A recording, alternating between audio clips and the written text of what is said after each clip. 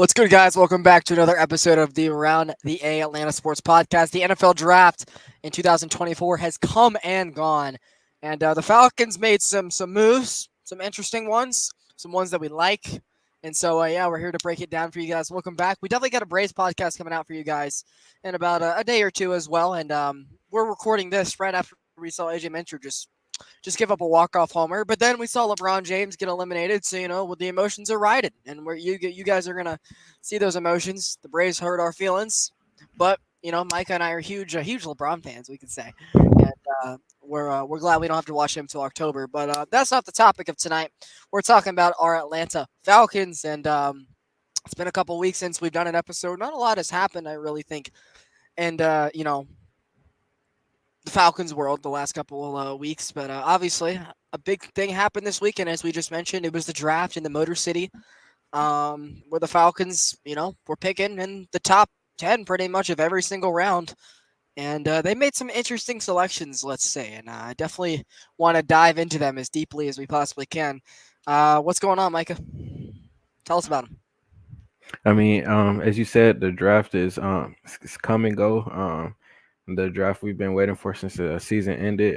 Because Falcons had nothing else to look forward to, other than free agency. But yeah, like you said, it was some head scratching decisions made in this draft. Um, but it's a lot that goes into a draft, and it's you have to trust your general manager, your owners, your coach in these positions. But it's kind of hard to do that when it's been We're not used to so that. so many years of Falcons being Falcons. Um, but going into the draft, the Falcons had the number 8 overall pick. Um, many we was worried because we have the tampering investigation with Kirk Cousins ongoing. Kirk Cousins said a little bit too much during his press conference, but we was worried that the pick might be number 8 pick might be stripped. However, the investigations are still ongoing, so we was able to keep our I was number never 8 worried. pick. I was Well, never worried that was going to happen, but some people yeah. were. Um, but yeah, we was able to keep our pick, and we went into the draft with the number 8 pick for the third year in a row. Previous years, Drake London, B. John Robinson, and this year, the Atlanta Falcons selected not Dallas Turner, not Leatu Latu, not Jared Verse, but Michael Penix Jr. What went through your mind when you heard Roger Goodell say with the 8th overall pick, the Atlanta Falcons select Michael Penix Jr.? I'm gonna say from down here, slumping in my chair. First of all, I got spoiled by Zach Klein. I turned off about every beat writer, mainstream and Falcon local that I could think of, but that Zach Klein guy slipped through the cracks, and he spoiled that it was going to be Michael Penix for all of us. So I definitely didn't have a huge reaction. I was hosting a space on Twitter, obviously, and a lot of people had a lot of words that we can't say on this podcast. But I really didn't have one because, in all honesty, Micah, as weird of a decision this was, I'll say weird because I'm sure we might have some better opinions on it in the next coming years, hopefully. This wasn't the weirdest thing, let's say, the Falcons have done in our lifetime. Not even maybe top 5 weirdest or worst things. So I was just like, oh, okay, not really shocked anymore, but I did fire off a tweet right away. And you know how we are. You and I are big Terry Fontenot fans. We try to defend him as much as we can because we've said in the past we feel like he's a general manager that is working with an arm and a leg behind his back to previously Rich McKay and obviously Arthur Blank. Obviously Arthur Smith too. Now, 2 of those men are gone from within his operating room. And we had a chance to see him blemish. And his very first pick that we per se think he made on his own is a backup quarterback that is 24 years old. And probably isn't going to be starting for 3 years. And I immediately fired off a tweet that said, I can't defend that one. And I can't. Now, I will say, in the last couple of days, I've started to come around to certain things about it, but I just know this team still needed an immediate impact. We didn't get it. I will say this, Micah. I said this, I don't know, 10 times before the pick was made for the audience that was coming and going, listening to our space that I invited you to. And I said this: don't overreact to the pick and hate the player because they didn't choose to come here. Specifically because I hated the Jalen Carter, Bijan Robinson saga from the year before. I hated the Drake London, Jordan Davis. Wow, we're seeing a familiar pattern here. From 2 years before that, and obviously the Kyle Pitts, Justin Fields that was circled back this offseason. I'm like, let the player play some freaking games for your football team before you decide, okay? And so I said, no matter what happens tonight, don't hate on the player. You can be angry at the decision, but don't root against a player because they haven't played for your team yet. You obviously have to give them a chance. You can't really do that with this one because if everything goes well, you're not going to see him for 3 years, barring injury or blowout. So it kind of throws that whole mantra I had out the window. And so I'm looking back and I'm like, well, I really wish we did what Minnesota did. I would have been completely more on board if we would have done the same thing the Vikings did and they took their rookie quarterback. Now, I think Michael Penix is going to be better than both JJ McCarthy, Bo Nix, and whoever else came after him. Absolutely. Yes, I truly do believe that. But they said, okay, we're going to take our rookie quarterback because obviously we took their quarterback, and we're trading back up and we're taking our pass rusher because we obviously know we need it because we lost Daniel Hunter, right? They've had pass rush for the last 10 years there, but they still wanted to go get it. And I would have been completely more on board and had a lot more clarity in what the Falcons were doing if they would have done the same, whether it was Verse, Latu, Robinson, Turner, whomever it may have been. I needed them to trade back up. And from everything we've heard, they tried their best to trade back up. I don't know if I fully believe Terry on this one because they said the same thing about Montez Sweat in the last year. They're saying the same thing about Trey Hendrickson right now. They said the same thing about Daniel Hunter in the offseason. I don't trust their words on edge rushers, unfortunately. I just don't because the results show otherwise. And so I would have been a lot more on board with it, period, if we would have still got our edge rusher or a corner in the first round, someone like Terrion Arnold, But this is all we did. And so because of that, the league had the right to laugh at us. Now, in a couple years, could things work out in a perfect world? Sure. But it just sucks to know that this team hasn't made the playoffs or been over 500 in 6 years. You had a chance to get an impact guy, and they're like, nope, we're shooting the can down the road 3 more years, just like they would have done if they would have hired Bill Belichick. It's just crazy to me. They put all this money on the table for him, for Kirk Cousins, I should say, saying we're trying to win now. And then they go ahead 2 months later and say, you know what, we're actually not trying to win now. We're trying to win now in the future. A, that doesn't work. B, it just shows you how incompetent this organization is because they're trying to do two things at once, trying to win in two different periods when you can't even win in one. So I don't know, man. Again, I'm not mad at Penix. This is not, his fault.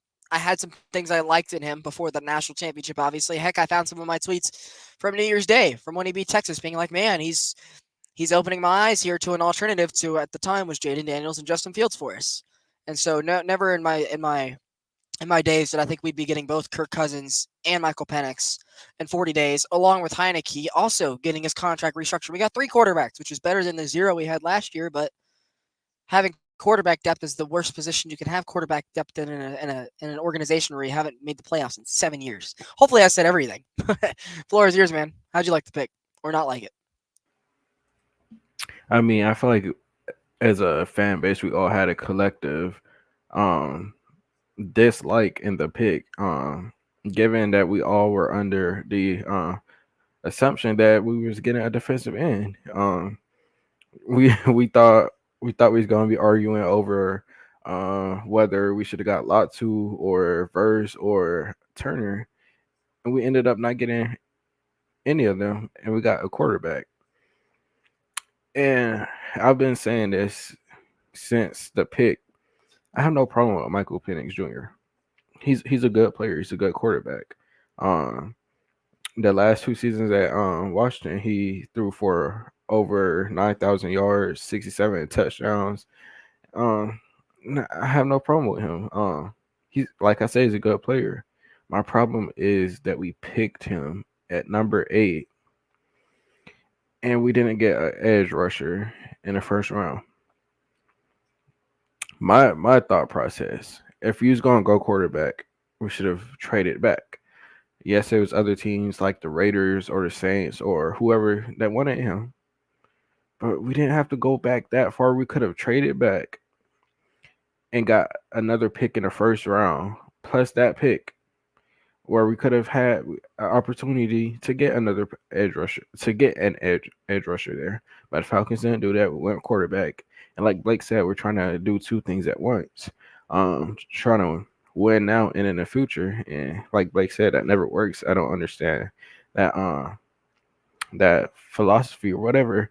Uh, Unless you're an organization like the Packers or the Ravens, it's not going to work. And spoiler alert, the Falcons are nowhere near the levels of those organizations. So, and also, Mike, I don't know if we could have traded back because we did see 6 quarterbacks go in the first 12. So I do have a little solace in that, thinking, okay, we weren't going to get him in the second round, but who knows? Maybe because we took him, everyone else jumped the gun for JJ and for Bo and company. So we'll see. I think once the Falcons got Penix, that messed up everybody's draft board.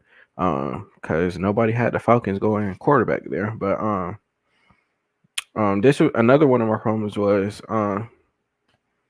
you committed to Kirk Cousins, gave him $180 million contract, and you couldn't even tell him until right before you drafted Michael Penix Jr. that you was drafting a quarterback. You couldn't even tell him that you was thinking about drafting a quarterback. Couldn't you tell him that was an option? And and Kirk Cousins um camp goes on and talking about how there is frustration and confusion coming from the camp because Atlanta didn't use a pick to make the team better in 2024. Kirk Cousins is 36 years old. No telling how much more he has left. We give him that big of a contract this late in his career, and we're using our first round pick for the future, which I understand. But I also don't understand because you get a quarterback and pay him that much money. Why are you not trying to win now? You're saying you're not that confident that we're gonna win now. That you're trying to go ahead and get prepared for the future. And like I said, I understand preparing for the future, but we have not made the playoffs yet to prepare for the future.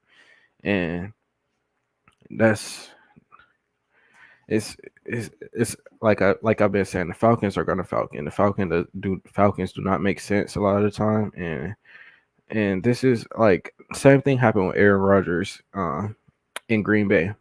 He was upset that they went out and got Jordan Love and didn't tell him about it, and he went on to leave. We're not in the same position for Kirk Cousins to leave because he at the end of his career, but this is type of stuff to mess up the morale of the team because Kirk Cousins when he got here, he was talking about how it was a collaborative effort from the top to the bottom. How everybody was on the same page, and then you go on and do this and not even let him know. I don't understand.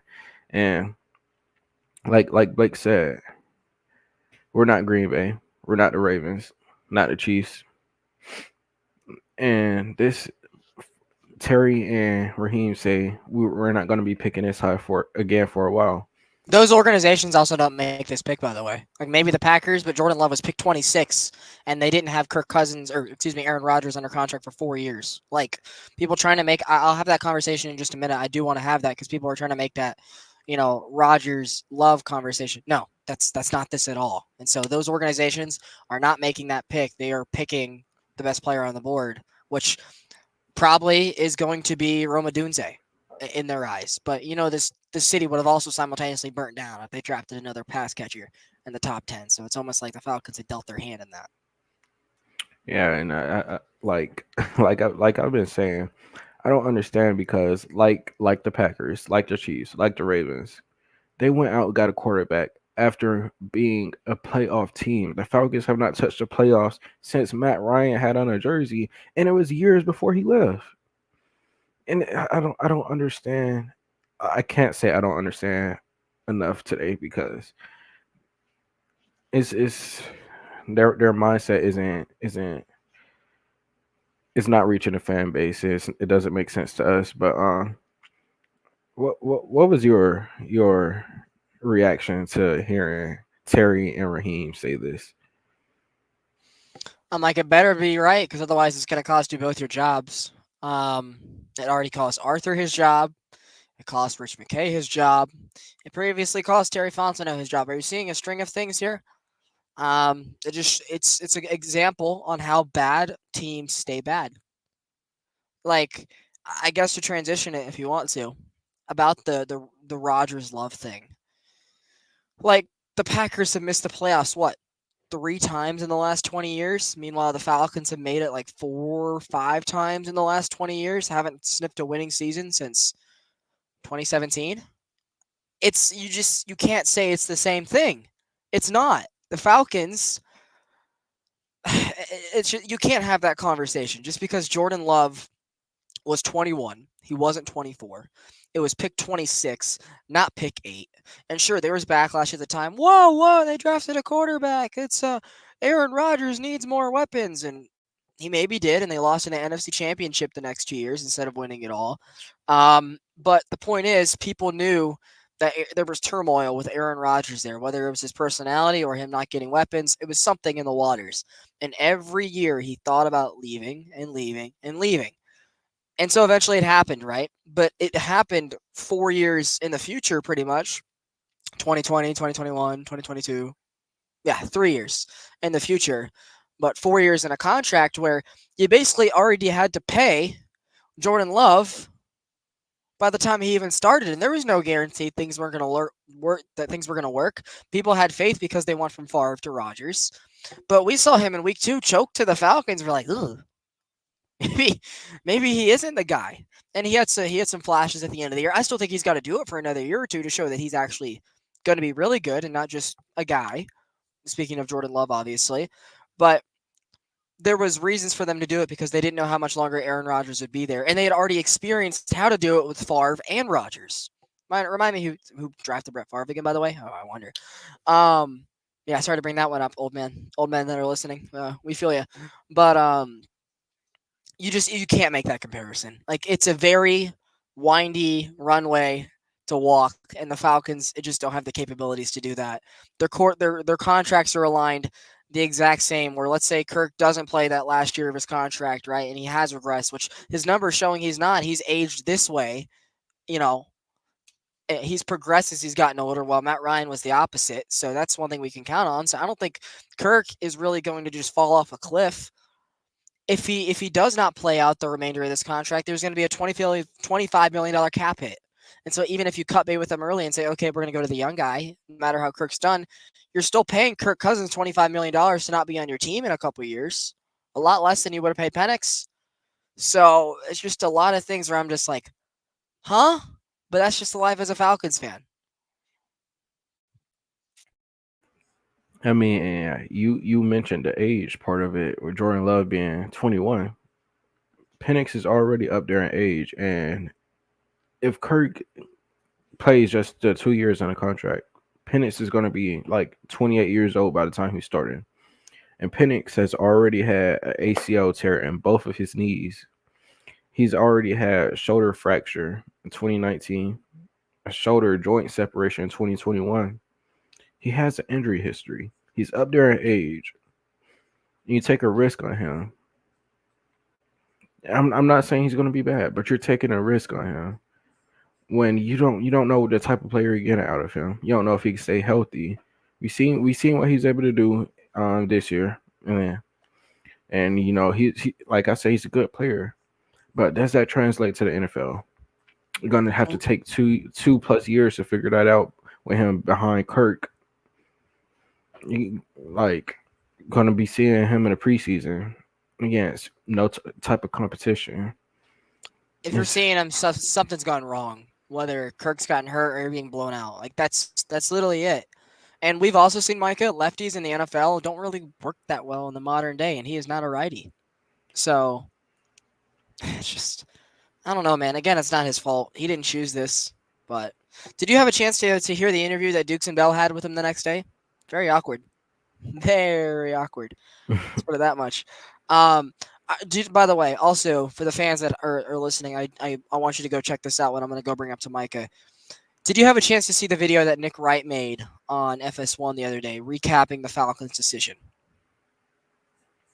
No.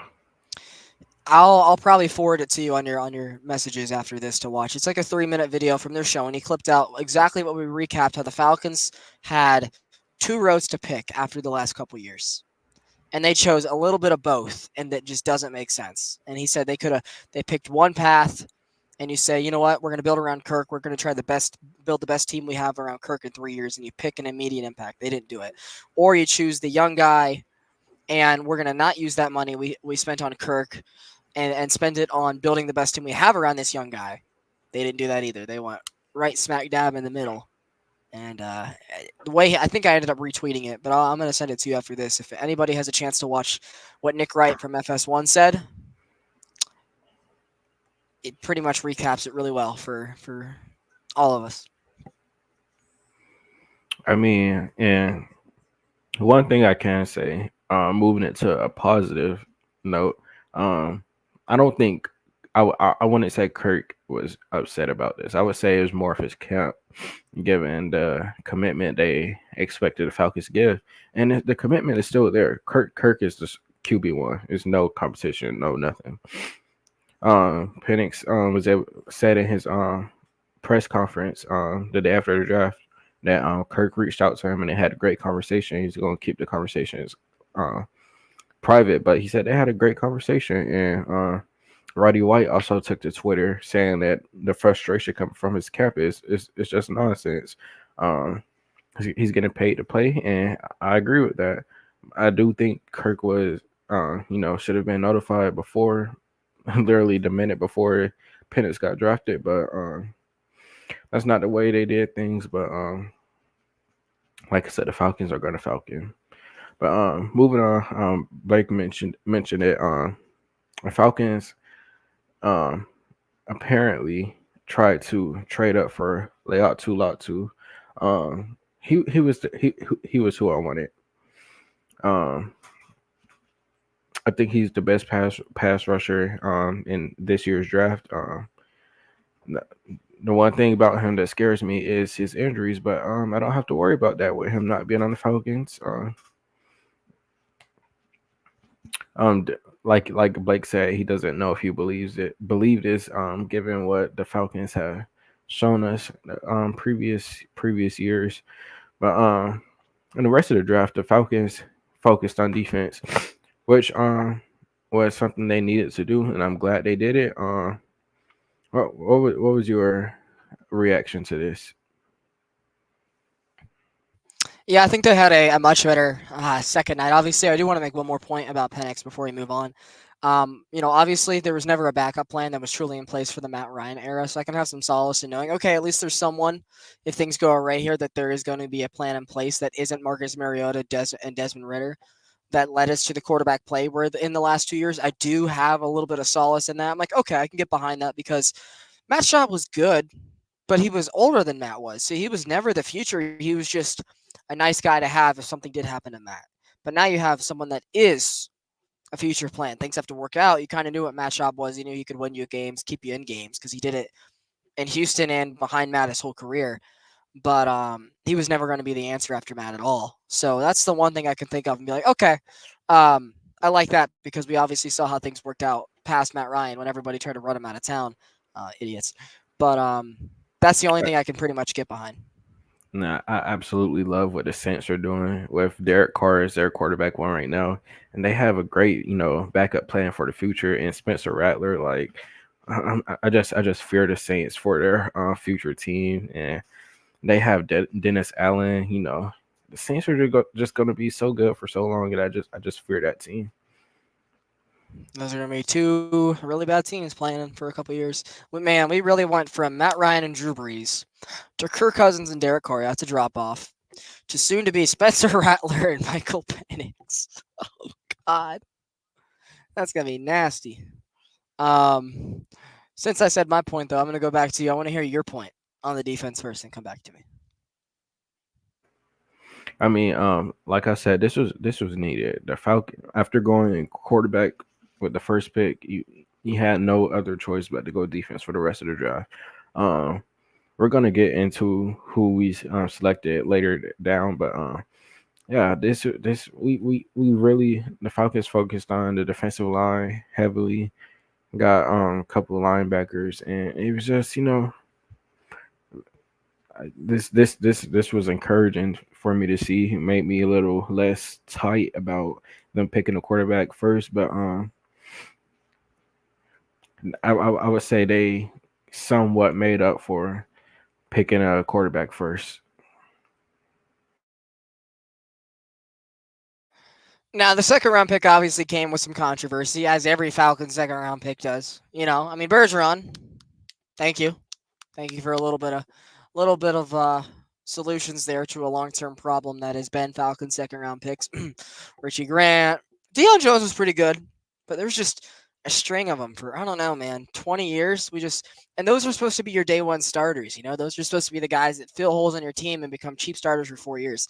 Again, how bad teams stay bad. The Falcons just for whatever reason can't draft in the second round so much. Where Terry's like, you know what? I don't want to pick where I'm at in the second round. Every year, I wanna move around and pick somebody. Ebiketie, haven't really seen anything from, but we have some promise and promise. Um, but I don't know, man. Like they traded up for a guy, and there was plenty of other better players on the board. Like the only thing you can't say because GMs know more than us. Maybe there's some medical issues. Maybe there's a scheme fit, but at the same time, we know that the coaching staff we have here is not going to be forever. We know that Jimmy Lake's not going to be here forever, so we can't be drafting around everybody in a scheme because that's what we did with Dean Pease, and it led to the mess we had last year with Nielsen taking over, and he's already gone. So the guy we took in the second round, man, I hope it works. But there was a lot of other D linemen on the board that I think Falcons fans really, really wanted, and it's 1 o'clock in the morning, so some of their names are slipping my mind right now. But specifically, some guys that went like literally 2 picks after. Kool-Aid McKinstry was on the board as well. Adonai Mitchell was on the board. So I'll tell you what, this pick better work. The only thing I can bank on is okay, there had to have been some medical issues or scheme fits because I don't know why they traded up for Rook when he was graded as what a fourth rounder. I mean, yeah, I'm just looking at talk to some Clemson fans, and they're like the Falcons traded up for him. He would have been there at the pick that we already had, and like me and a lot of Falcons fans didn't understand the Falcons trading up for him. One and two, selecting him there. Me personally, Blake too. We wanted a cornerback. I don't know if Blake wanted one right there, but we wanted a cornerback. Um, like you said, Kool Aid McKinstry was there, and um, I absolutely hate to see that he got drafted by the Oh, Saints. he's gonna suck anyway, right? So. It was a lot of options there. And we had a chance to draft TJ Tampa later in the draft. Um, a lot of Falcons fans wanted. I can't remember his first name right now, but his last name was Newton. They wanted him right there. He was selected one pick after. Uh, yeah, that was another head scratcher from Terry and the Falcons. But I would say they made up for it in the third round, going and getting Braylon Trice out of Washington, their defensive captain. 101 tackles, 28 and a half tackles for loss, 18 sacks. Uh, he has the build to be a very good edge rusher in the NFL. I would say he was a steal for third round. One of his problems is being consistent. He's very very inconsistent, but that's the case for a lot of young players. If he's able to be coachable, teachable, learn from vets um like Grady Jarrett. Names are slipping my mind right now. It's vets there. Raheem Moore is a great David coach. Onyemata, Eddie Goldman, hopefully Calais Campbell or Bud Dupree. There you go. There's some Yeah, veterans. there. Yeah. But yeah, Raheem Morris is a great coach. Players coach. You hear him on the phone calls with the telling Rook, calm down. We drafted you, and calling the players like, bro, what's up, bro? Like all that. Like you can see the good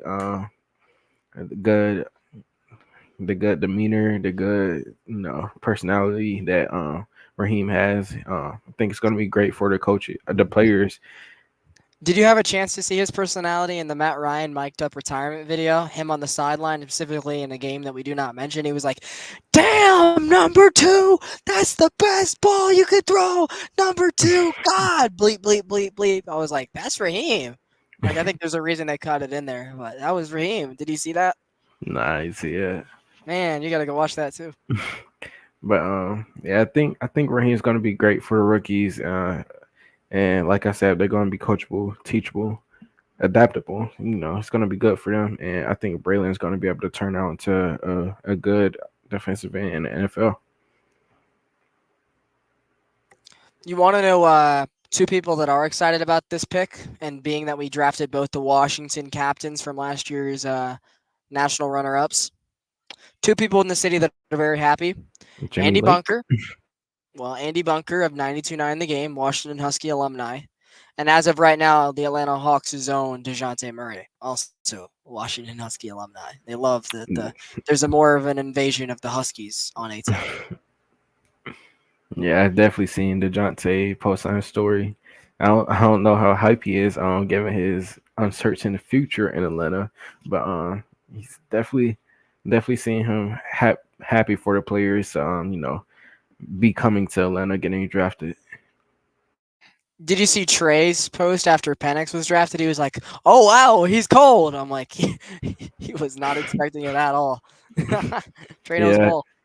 yeah. Him and his dad had a couple of funny tweets after we selected MPJ. See, I can't see his dad, so I don't know. You have to tell me.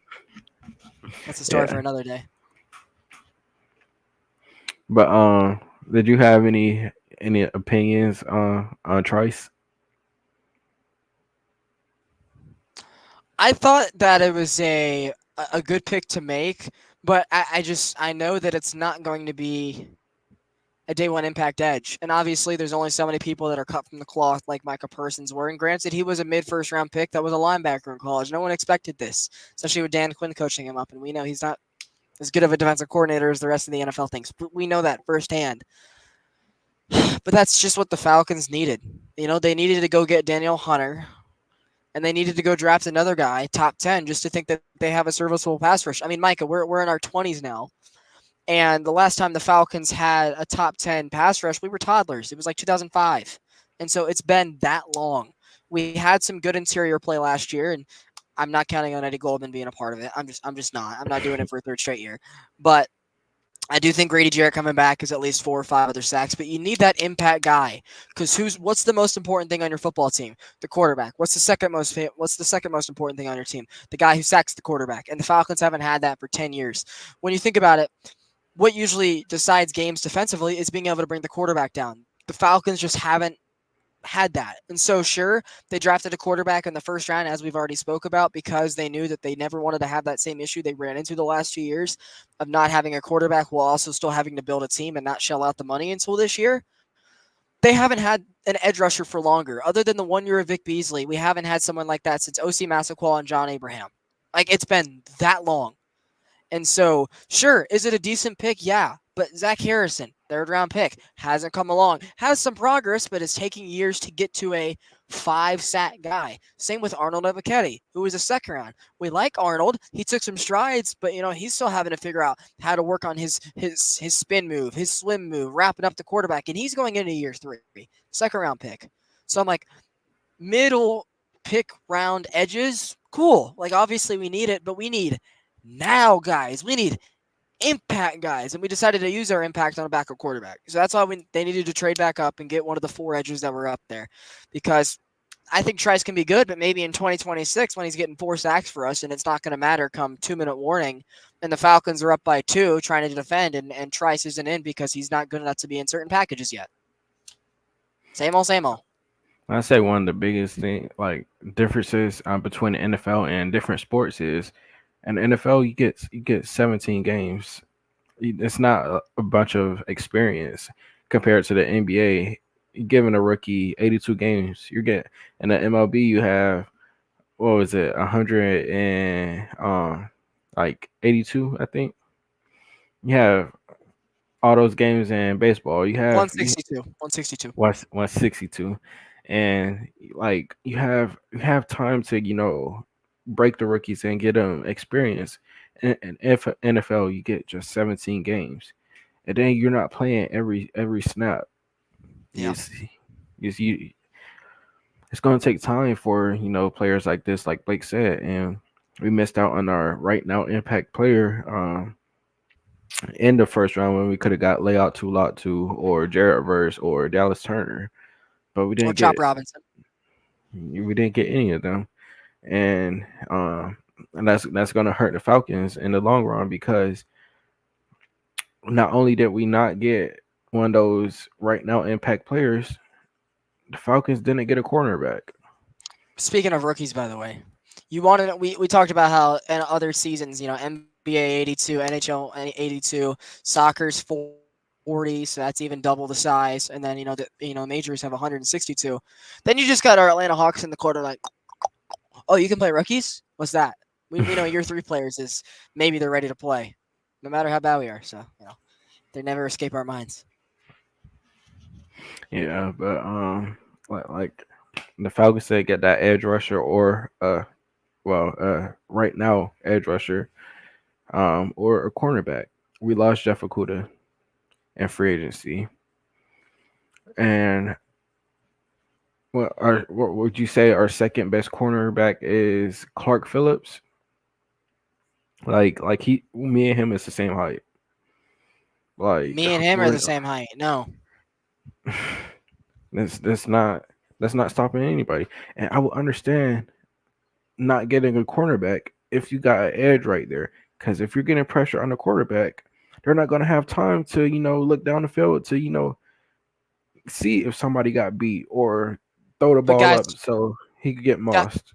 guys are gonna have 8 seconds to throw again this year. So, and Mike Evans is still in this division, by the way. Michael Thomas is not. I know he doesn't play a lot anymore, but he was a tall threat, as we saw with AJ in certain moments. There's just specifically with Mike Evans, and those are like, as much as we hate the Saints, the most important games are going to be Tampa because that's the team you got to chase down. And he is still in this division. I'll even use the Olave thing from Week 18. Clark Phillips played perfect defense against Chris Olave in the second half of the last game of the season, but because of his height, Olave was able to tip the ball up to himself for a touchdown, and we called it some New Orleans voodoo luck. It's not. It was the height difference. Clark played perfect defense, but he batted it right back to the receiver because he's not tall enough. He is my height. He is your height. I think Clark Phillips is phenomenal, and I like that he was getting playing time in the second half of the season. I thought he did okay in some moments on the outside, but he is just too short to play on the outside. People say, yeah, he did it in college. Well, this isn't college. I think he can maybe handle it for a game or two, but not all 17 games. Like, I think I made a couple tweets during the draft. I'm like, I guess we're not going to have a corner two this year. And then there's people saying, oh, relax, it's only April. I'm like, it's not like there's a lot out there. The major free agents are gone. Like Like I we do. got a washed up Stephon Gilmore left. Like No. Like, I know Trey White has had injury history, but I would have brought him in, especially since AJ Terrell isn't extended. Like, I do think we're on AJ Terrell extension watch now that we're headed into, OTAs and eventually, the season. And he does create more cap room if you want to bring in another corner or bring back Calais. He frees up like $9 million or so by extending him. So I do think it inevitably will happen. The Falcons extend like almost every one of their first round picks. So I do think it'll happen eventually. Just don't overpay. Obviously, but beggars can't be choosers. I look at AJ Terrell. I'm like, that's our one. You don't have a two. Like, I don't think Jeff Okuda was good enough to be a two this year, but at least he had some height. He had that going for him. I look at the Falcons. They have 4 different corner threes. Clark Phillips I think, could be a really good corner three. D. Alford has played really good corner three. Kevin King in the big 2024, I'm not putting a lot of stock in. We'll see if he makes the team. If so, he's probably going to be corner 4, tight end specialist, kind of like Trey Flowers was last year. And then there's Mike Hughes, who I'm surprised he's still on the team this year. Maybe he is cut in preseason or spring or training camp, but I just don't see anyone there who sticks out. Like, if they couldn't have drafted any corner. They need someone who's 6'2", 6'3", 6'4", just because there's no one else with height in the room. You needed him to be able to, like, AJ had a great game against Mike Evans there in December last year when the season started to go, the wrong direction. But that's like one of the first times ever I've seen him have a good game against Mike Evans, just because of the height disadvantage. And he's 3 inches taller than Clark Phillips is, and D. Alford's short, and I'm not sure Kevin King is the smallest animal in the world. I don't know exactly what his height is, but again, 6'3". okay. But again, are we expecting him to be corner two? I pray that's not their plan to have him there. Because we He talked about how hasn't played like the last 2 years. yeah, well neither did Akuda, so maybe he will be for the first half of the season. Wow, um, but we talked about it, right? We're trying to chase down the Buccaneers. Where did Kevin King make his memories on NFL fans? Blowing 3 touchdown assignments to said Buccaneers with the Super Bowl trip on the line. Okay, they better go get a corner too.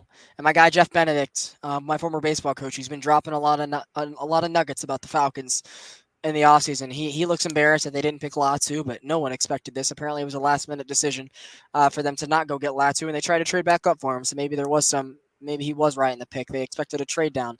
I'm surprised they didn't make a trade down. But point is, he's saying that they do have a couple calls with corners that are out there, Gilmore and a couple of the others. So I need them to sign someone who's not old as dirt and is tall because you haven't extended AJ yet. And if you do that, I'll have a lot more feel on the corner room. I really will. But anything past round 4, if you're asking to draft a day 2 start, a corner 2, day 1 starter, that ship had sailed. So then the people were complaining 5th round, 6th round, 7th round. We need a corner. I'm like, guys, it's too late. They missed their window. If they draft somebody, it's not going to be good. You might as well go get other positions, and they did. So, you? Um, you talk about playing Mike Evans twice. We also got to play against DK Metcalf, AJ Brown, Devontae Adams. It's it's like mandatory that we get another cornerback too. But with what's left, it's like the Falcons have waited too late. We missed our chance in our early free agency. If Missed AJ our gets chance hurt, in the draft. oh boy, it's going to be like 2020 out there. We missed our chance to put so much pressure on the quarterback that we don't have to worry about getting another big cornerback. We've missed 3 chances to fix that hole, and the Falcons did nothing. Now we're gonna have to worry about players getting lost, players getting burnt, the quarterbacks getting a whole minute to throw the ball down the field. And someone will Falcons get open in that time. It's the NFL. So Falcons missing sacks like Bud Dupree with Josh Dobbs when the Falcons could have closed out the game. sounds It's, like it's nothing's gonna be new, Micah. like it's demoralizing. Like the Falcons finally get a good offense again, and we let Ryan Nielsen go. The defense is, at this point we downgraded that defensive coordinator. We didn't upgrade nothing on the defense. It's just offense goes up, defense goes down. Ooh, let's go Falcons. Not expecting anything, to change. But you know, like Blake said, Micah, we did this for 10 years. We did this for 10 years with Matt Ryan, where we had a really good offense and all our games were 38-35. And we won some of those games because we had the ball last, and Matt Ryan was coined the name Matty Ice. It came down to the very end. Now, there were games where he didn't have the ball last, and the Falcons would choke. And so it just reminds me of that all over again. As you mentioned, you let your good defensive coordinator walk out the room. I like where the linebacker room is at. We got a rookie that we'll talk about in a little bit that takes some pressure off Troy Anderson, allows Kanan Ellis more time to blitz again. Maybe that helps, but I like where the linebacker room is again with Nate Landman obviously coming back. I like the interior of the defensive line, but you can't expect them to measure a lot of sacks. They're just going to push they're just going to push the pocket back because you haven't seen it from Arnold or Zach or Trice, yet because he hasn't been here. I really don't want Bud Dupree back because he was missing every tackle. It's going to have to be Calais, but even then, he's 37, 38 years old. I like Jesse Bates on one side. I really, really don't like Richie Grant on the other, and I'm not putting DeMarco Helms, a 7th-round pick, back there either. So it just seems like the same issue where, like, once again, the Falcons don't have the corners to keep teams off the field on 3rd and 13, 3rd and 16, 3rd and 7 in the fourth quarter. And they're not going to have the edges to be able to go get that sack because Grady can't do it himself and Onyemata can't do it himself. That's not really their role. Their role is to get 5, 6, but you don't have that impact 9, 10 guy. And they could have signed Yannick Ngakoue for real cheap last year, but because they signed so many other people, they said no. So it just sounds like it's going to be the same issues that we had in the most recent days and even the heydays of Matt Ryan, where if we have the ball last, Kirk Chains is going to go win the game, the new nightmare. Or if we have the ball last, it's going to be another Falcons choke job. Just as much as things change, things always stay the same. I'm not getting fooled by them again this year. You and I made that mistake last year. We forgot what team we root for, and not doing it again this year, especially since our schedule's even harder. So Yeah, it's like it's nothing we can say at this point. We've been watching the Falcons for too long, been fans of the Falcons for too long. Um, I'm kind of sad we was born in Atlanta. We was stuck with rooting for this team, but moving on, we're gonna go into the way too early, draft grades for this class. The Falcons went on to, draft first round Michael Penix Jr. went on to draft Rook. I'm not even gonna try to say his last name, but defensive tackle Rook. Braylon Trice, defensive end. Brandon Dorless, defensive tackle. J.D. Bertrand, inside linebacker. Jace McClellan. Oh my gosh, I can. It's 1 a.m. I cannot speak right now. He's a running back from Alabama. Casey Washington, wide receiver, and Zion Logue, defensive tackle out of Georgia. What is your way too early draft grade for this class? I made a tweet. I said a C plus, but I'm obviously gonna let the guys play first before we say anything. One of the Jags drafts from like 4 years ago was an A minus, and they had 12 picks, and one of those guys is a starter in the NFL at this point.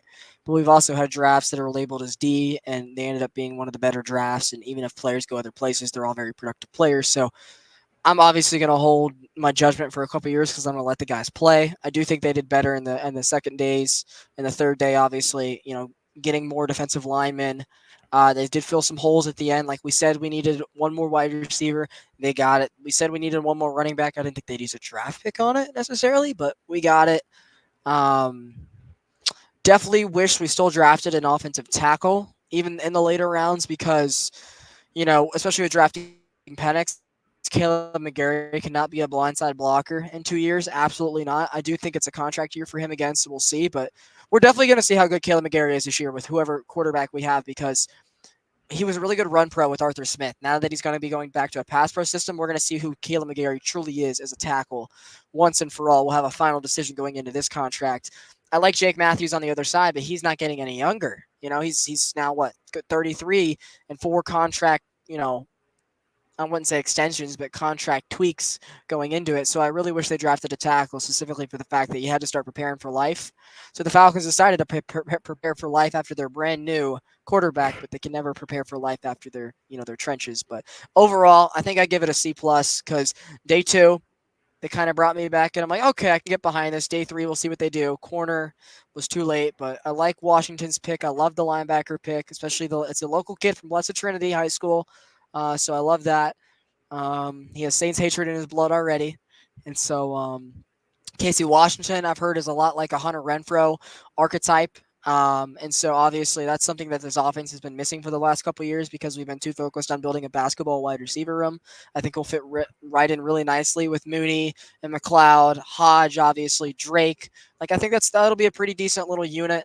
I'm surprised they didn't draft a tight end. I thought they would draft a tight end in the middle rounds over the running back because they did lose Jonnu Smith, and I know they signed Charlie Warner, but he's not really a threat to catch the ball. And so maybe the Falcons are just thinking, let's just have one tight end so there's no competition for Pitts out there. I still liked having Jonnu last year. I know he took Pitts' production, but I would have been fine bringing him back this year. I was a little surprised by it. So I thought they'd go with tight end. They did not. They took a running back instead.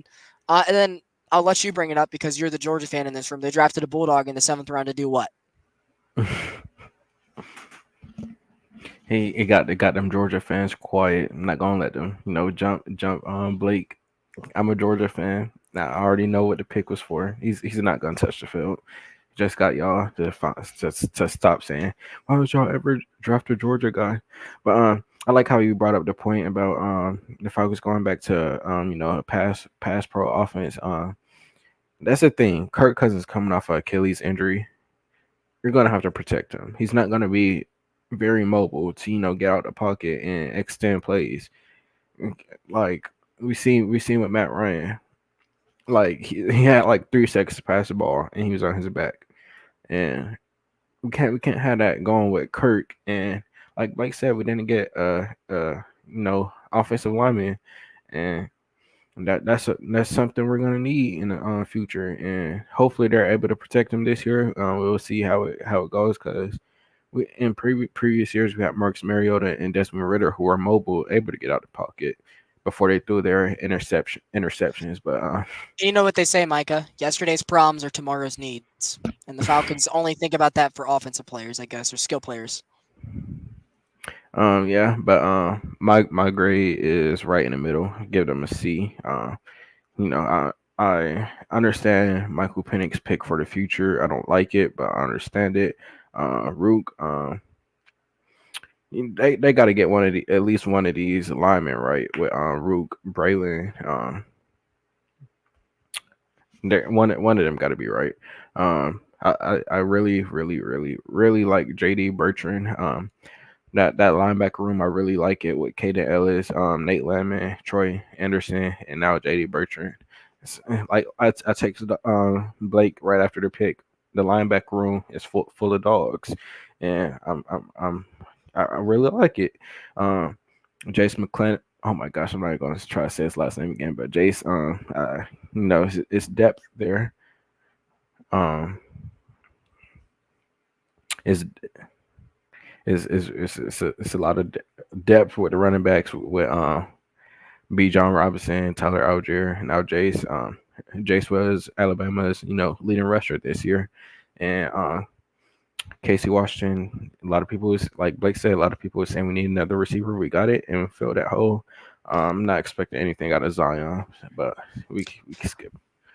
How much higher would your pick have been if they would have done what Minnesota did, traded back into the first round to get Verse or Latu or Turner or even Robinson? What would your like for me? It would probably be I have a C plus. I'd probably bump it to a B plus. I know that probably would have cost us maybe not drafting McClellan or Washington or the Bulldog or even the linebacker out of Notre Dame, but like. Where would your grade fluctuate if they did end up pulling the trigger and getting one of those edges along with Penix in the first round? So we'd have a day one impact guy. It would absolutely go up to a B because that changes so many conversations we had. Like we were able to, get the pressure to the quarterback and start getting sacks. With Trice, you don't know what you're getting because is he gonna be ready? Is he gonna be developed? Is his talent gonna translate to the NFL? And he already had questions coming into the draft, given why he fell so far. Still from where he was at, but there's still a lot of questions there, given his inconsistencies. The only thing I can get behind that we haven't discussed yet that relates to some other subtopics about why they didn't trade back up in the first round, I think really. So let's talk about it, right? With Kirk Cousins, obviously he blabbered a little too much. He tampered. And I'll say this if Rich McKay is good for anything, he's tapped into all the league circles. I need him to soothe and smooth talk the rest of the league leaders into getting this to be a non-punishment or the least amount of punishable act possible. You're due to do something for us, Richie guy. Like you're due for it. And so, if anything, like people are like, "Oh my God, we're gonna lose the first round pick." Blah blah blah. I never thought that. I don't even think they're gonna lose the first round pick next year. If anything, like we know how comp picks work in the NFL. If anything, it'll be a third rounder, a fourth rounder, maybe a fourth rounder and a fifth rounder. Maybe they go to Minnesota. Who knows? But I definitely don't think we're gonna be losing first round picks. So people were like, okay, well, since we're going to be losing picks, why don't you trade them? I don't think it works like that. I don't think you can trade picks and then the NFL be like, oh, they already traded them. They're going to take more picks away. So let's say hypothetical for here. Let's say they take our third rounder and our fourth rounder. Okay. So now next year you have a first, a second, a fifth, a sixth, and a seventh. And whatever else they already have from previous trades, right? Let's just say that. They take the Falcons third and the Falcons fourth. So the Falcons are going to try to trade back up. Okay, so that's probably going to cost you probably your second or third from the draft we had. So there's neither of the D linemen we took. And it's going to take you picks from next year. It's probably going to take your first from next year or said to be like your third from next year or your fifth from next year. It takes a lot to move up. And so they wouldn't have really any assets on the table for next year. Knowing this team, we can't trust them just to get into the playoffs and be lights out to think we can nail a draft with 3 picks. Because there's a world where they take your fourth or fifth away, you trade your first and your fifth, or your first and your sixth. in a completely different package. Now you're down 4 or 5 of your draft picks instead of just the two the league takes from you. So that's the only thing I can think of. Maybe they had to tiptoe around certain packages because they're thinking league's probably going to take that from us. If we give them that, they're going to take something that's even more valuable, and we can't afford that. So also there's that initiative where it's like you might as well balls to the wall. You guys are on the hot seat. Fontenot, that is, and you guys haven't had success. Your owner's life clock is ticking, but I also understand some of the reasons not to. That's the only thing I feel like we didn't cover. That's part of the reason I feel like they tried their hardest from pick 9 to get back into the first round, but they inevitably didn't. Thoughts? No, I would say like Kirk Cousins is 36. There's no way that you could take a first round pick for a quarterback that old. And another thing, we're not gonna sit here and act like every team doesn't tamper to get a player before in free agency. Like teams are DeAndre talking, Swift, he signed 60 seconds after the period started. Like, hello. like teams are talking to players before free agency period. Like, stop it. Like, tampering is I don't understand it in the NFL or the NBA or anywhere really because teams are already talking to these players. So if you're gonna pick and choose who you want to punish for it, then why even have a tampering rule at that point? But moving on to next topic, which rookie are you most excited for in this year's draft for the Falcons? And if you have a rookie that you're excited for off of the Falcons too. Okay. Well, I'm really excited to see how ASS Spencer Rattler is. That's fun. They made fun of us for drafting a quarterback, and Karma's just so sweet. 2 days later, they draft a really, really, really bad quarterback. So I don't care what his numbers were at South Carolina. My Florida Gators have been awful for the last couple of years, and I saw them beat him 38-6 2 years ago. I saw all I needed to see. He ran from Oklahoma, from Lincoln Riley, and you saw Caleb Williams, his former teammate, be the #1 overall pick. So that's where I'm at on Spencer Rattler. So that's my joke guess. For the Falcons, I'm going to go with the linebacker out of Notre Dame, JD, the local kid. I really like that. I said we needed one more linebacker because you and I thought the room was really thin, and specifically for the reasons I said earlier. Troy Anderson, another second round pick. That's like, ugh. But he has, Troy Anderson has a better chance to thrive now, or if, at least takes pressure off him. He doesn't have to do as much coming into year 3, where he's still not really that solid in the league. He's like a hawk. He's going to be year 3 as a rookie. And then obviously, the Falcons brought in Caden Ellis to blitz the quarterback last year. He didn't really have a chance to because of all the injuries to the linebacker core. We maybe thought of Rashawn Evans re-signing was coming. It never did. And so, Caden Ellis pretty much had to stay back there and guard the middle of the field. I think he only had 2 sacks when he was coming off 8 the year before. And maybe part of it was he was more of a Dennis Allen blitzer than Ryan Nielsen blitzer. Two things can be true, but I think this allows him more time to blitz the quarterback. And from what I heard, this guy can also blitz the quarterback. So I think it allows us a little bit more pressure from a different area that isn't the edge. And I think I did notice the Falcons had at least 3 or 4 or maybe even 5 different sacks come from linebackers this year. So if Jimmy Lake is able to dial up some similar play calls, being it's the same linebacker core, I think it'll work. Also for Nate Landman, he was great last year. I don't know if I can count on an undrafted guy doing exactly that again. I have some hopes, but I don't want to have to rely on it. And so now it's not as much of an assurance thing with a little bit more depth in the room. Also, didn't they only re-sign Nate Landman to a 1-year deal? If he's good, he's going to get paid. So I would have just locked him up for like 3 years after what he did last year. You? Yeah, I never seen what the contract details were, but if it was a 1 year deal, then I don't. It's a that's another thing I don't understand. But with me, my favorite, I would say JD Bertrand, but I don't want to have the same one, so I'm gonna go with Braylon Trice. He looks like a player that's gonna be successful in the NFL. Like he has to be. But off of the Falcons, I have a couple like the dogs, AD Mitchell, um, oh my gosh, his name is slipping from my mind. Kamari Lassiter, Lad McConkey. Lad McConkey, yes. Yeah. Um, then got even though he's in the division, Xavier Leggett, his accent is hilarious. Keon Yeah. Coleman, Xavier Worthy. Ricky Pearsall got drafted before Keon Coleman. I love that. So Yeah, it's a lot of rookies that I like in this draft class. I really hate that Kool-Aid McKinstry got drafted by the stinky, nasty Aints. Um, he's gonna be so good versus the Falcons. His power ups are booting up. I wish he was a Falcon. He's going from my favorite college team, uh, biggest rival to my favorite NFL team, biggest rival. But I'm making an edit and cutting that. It's gonna say my favorite team too, just so you know.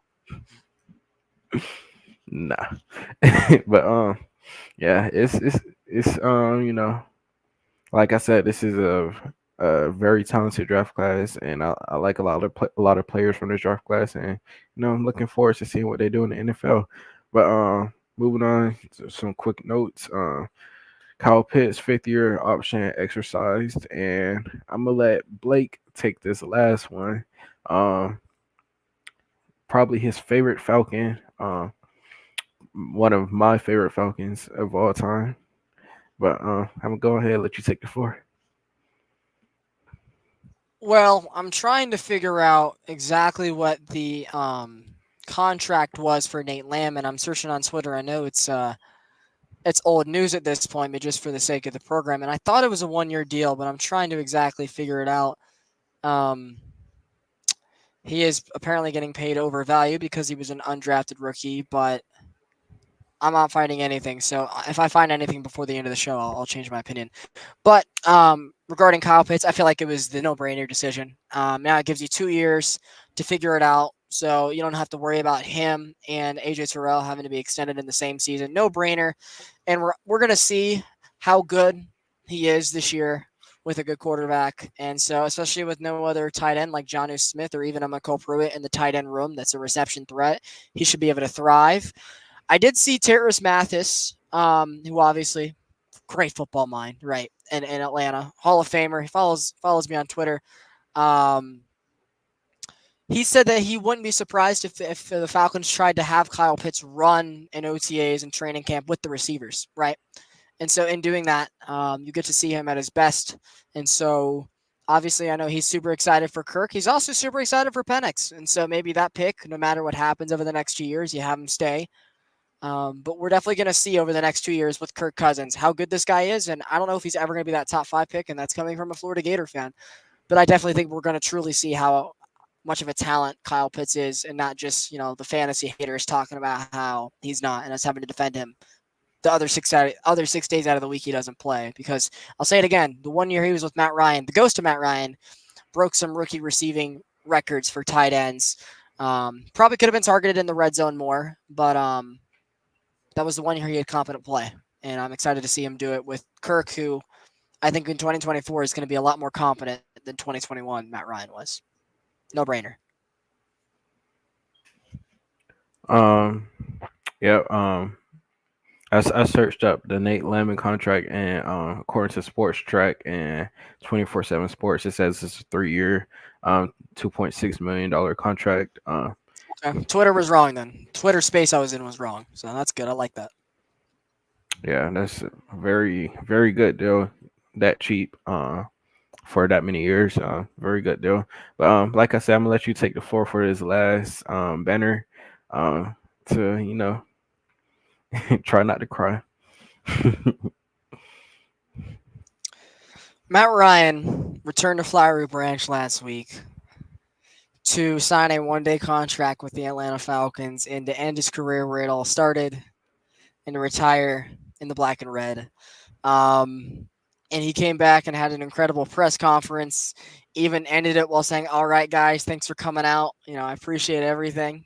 And he looked at Kirk, who came up to the podium at the end, and he said, "All right, your turn." And so that was, a super sweet moment. I mean, obviously, I'm tearing up talking about it, man. I might have to popcorn at you. Matt Ryan, this is going to sound corny, obviously, because we're just two 20-year-olds doing on this. Matt Ryan is the reason I fell in love with the game of football. It really is. He was the one constant from when I was 7 years old and when I was 19 years old. He was there the entire time.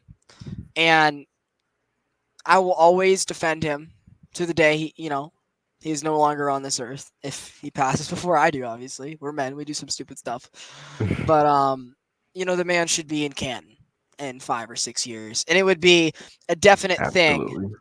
if a certain game didn't happen that cost him one of these that he balled in and had the highest QBR rating in history of such event, with 3 touchdowns and no interceptions.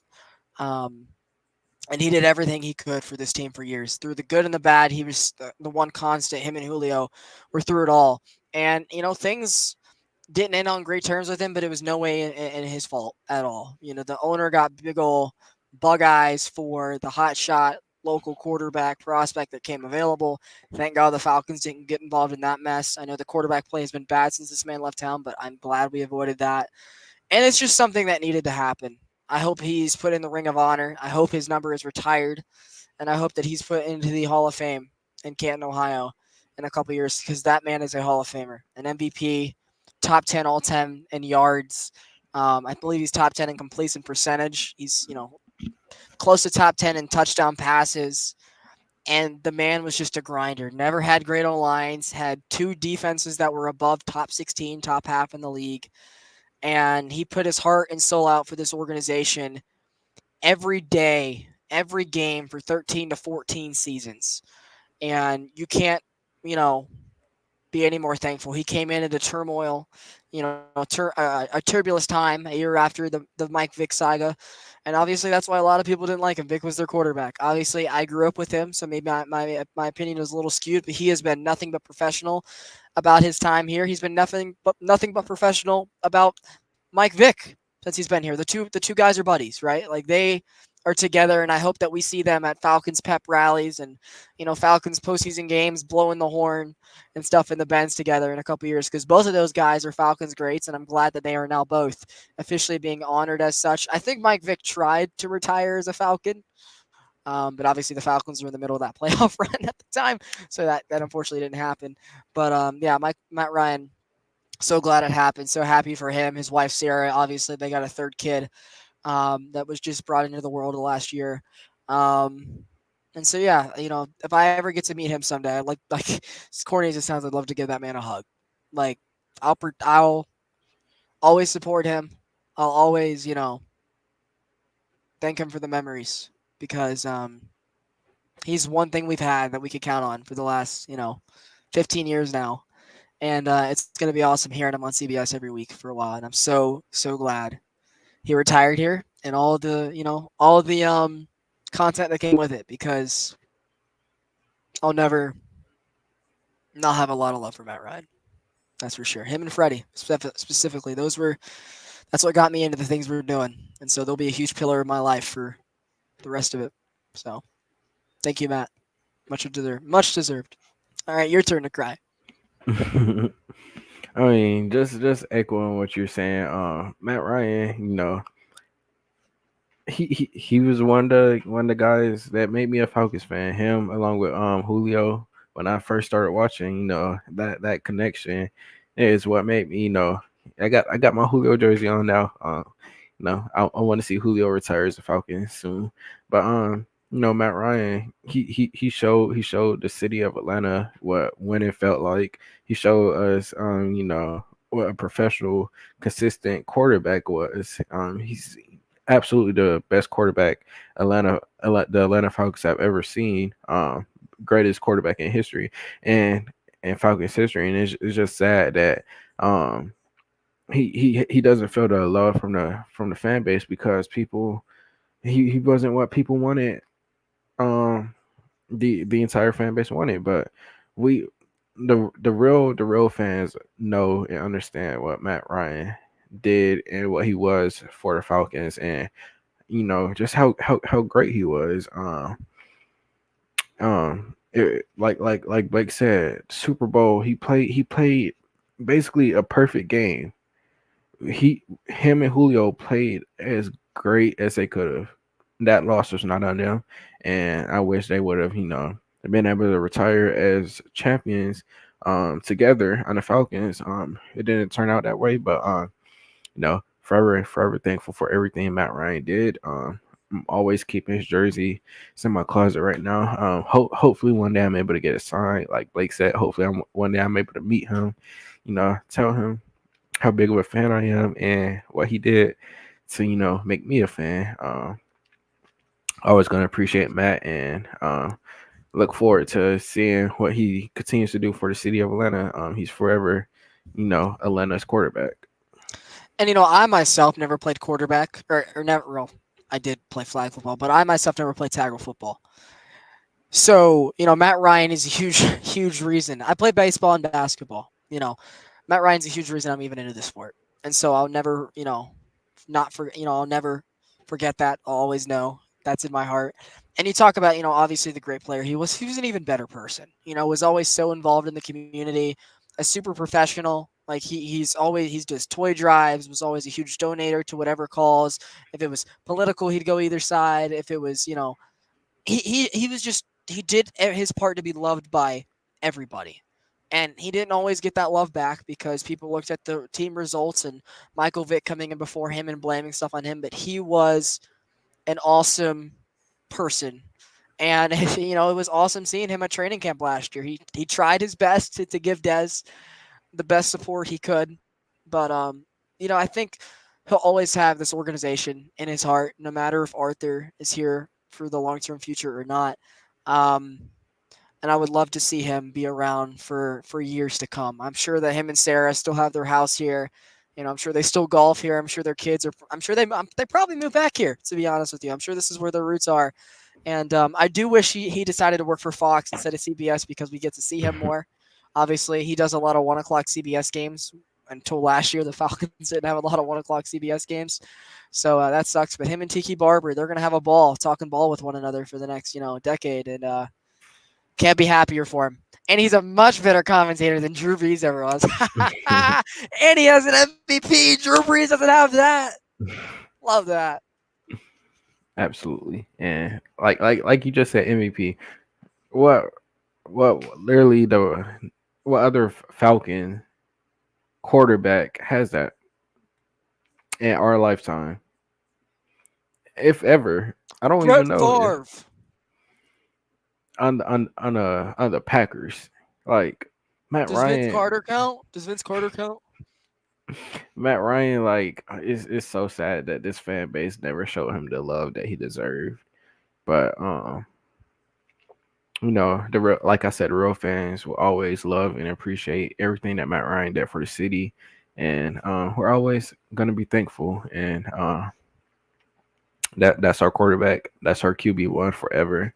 Matt, his wife is forever the Falcons the Falcons mom, team mom, the Ice Cubes. Ready to Yep. see them grow up. Julie's great too, though. Julie's awesome as well. I can't wait for her. So Yeah, Julie Cousins, Kirk Cousins. No, but you know, like I said, we thankful for Matt Dunn. We're ready for this next chapter with Kirk Cousins. Hopefully, he's able to get us to the Super Bowl and win it. Um, and moving on. Ready to see what happens. And we thank y'all for watching. Like, subscribe, share. Um, I don't know how to do that thing where Blake puts on our things. Or there we go. Yeah, follow us on Twitter, Instagram. Follow me on Twitter, Micah TYN, Instagram, Micah TYN _ My social medias are currently deleted, but when I get back on them, I will be able to talk sports again. But follow Blake at when he unmutes. I misclicked the unmute button. Follow me on Twitter at Newsman Sports ATL. I'm unmuted. I'm on Twitter at Newsman Sports ATL, and yeah, I'm over 2.3 thousand on there. Posting a lot of Braves content. Obviously, it's in the season, but I always make sure to just talk about the Falcons, talk about the Hawks, and I'll always, you give me a follow, I'll follow back. Love to chat it up with all of you guys because we're one big family here, and I do think we just surpassed 30 subscribers, which is a milestone on this channel, and should have a Braves video coming maybe tomorrow afternoon if we're free. About they're a month in. They ticked us off tonight, but they're looking for their 20th win tomorrow. They have a chance to go 20-8 in the month of April with two postponements that they probably would have won. They're going to win 20 games in a month, and the Hawks won 36 in 7 months. So that's interesting to me. They're going to win 21 games in a month and change, and the Falcons have won 21 games in 3 years. So that's where the differences are in this town. But Braves pod coming soon for the end of April. Again, really appreciate you guys for watching. Thank you, Matt Ryan, for everything. And yeah, we hope this draft class works out great. We hope to hear from you guys again real soon. If you guys liked it, make sure you guys, like the video, subscribe to this channel. Audio only coming soon. Clip outs. We're hoping to become more consistent with Mr. Neal. And we'll talk to you guys soon with Braves content because the Hawks, there's nothing to talk about for a while. So if you guys want Hawks content, go watch Trae Young's YouTube channel. All right, without further ado, peace out. Good way town. Blake out. And I think Rise Up is dead, so I don't really know what to add at the end other than just let Terry cook.